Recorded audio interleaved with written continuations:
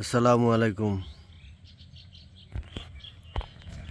এটা একটা হাওর। আমাদের ফার্মের পিছনেই একটা হাওর আছে, বিশাল বড় হাওর। মনে হয় কয়েক হাজার বিঘা জমি এইভাবে পড়ে আছে। মানে এক বছরে একটা ফসল হয়, শুধু সেচের যে ফসলটা সেটা হয়, আর বাদ বাকি সময় এই হাওরটা এইভাবেই পড়ে থাকে। আর এই হাওরের মধ্যে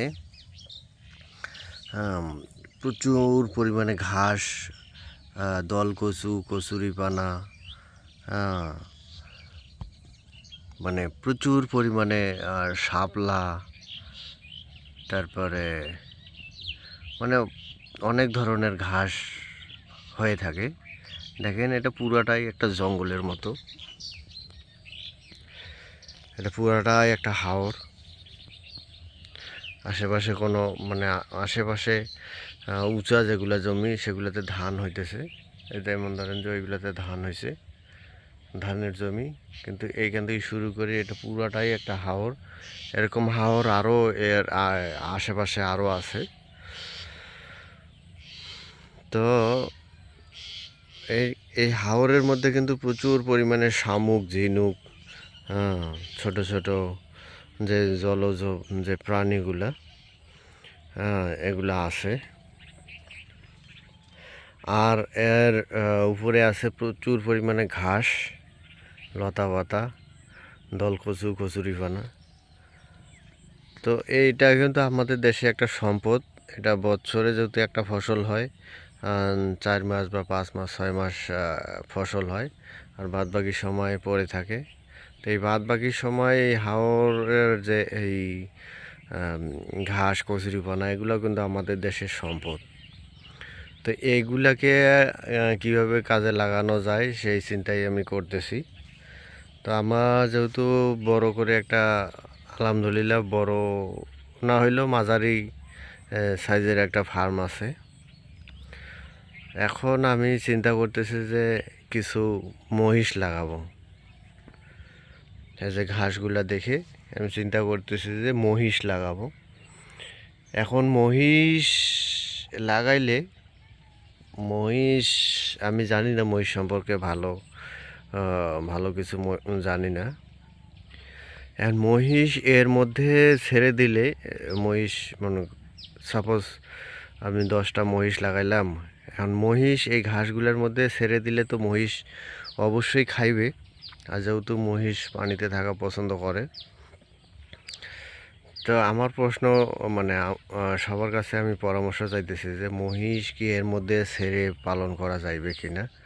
আর ছেড়ে পালন করলে মহিষকে আপনাদের যে ওই পানি কামড়া বলে, হ্যাঁ, পানি কামড়া মানে মহিষকে কামড়াইবে কি না।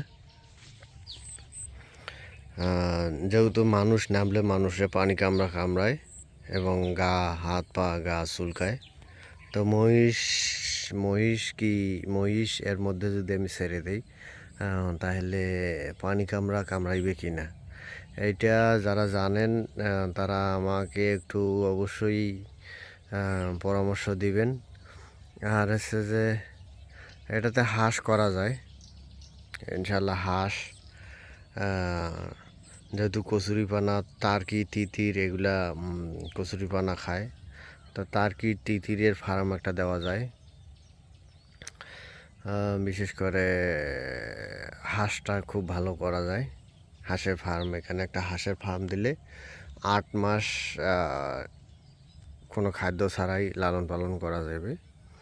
আর হচ্ছে যে একটা মহিষের ফার্ম দিলে কেমন হয়, আপনারা একটু পরামর্শ দিবেন। যেহেতু প্রচুর পরিমাণে ঘাস আছে, এই দেখেন জঙ্গল, এরকম জঙ্গল এই এলাকায় অনেক আছে। তো একটা মহিষের ফার্ম দিলে এর মধ্যে নেমে ও যখন ঘাস খাইবে তখন মহিষের কোনো সমস্যা হইবে কি না, এইটা একটু যারা জানেন তাদের কাছে আমার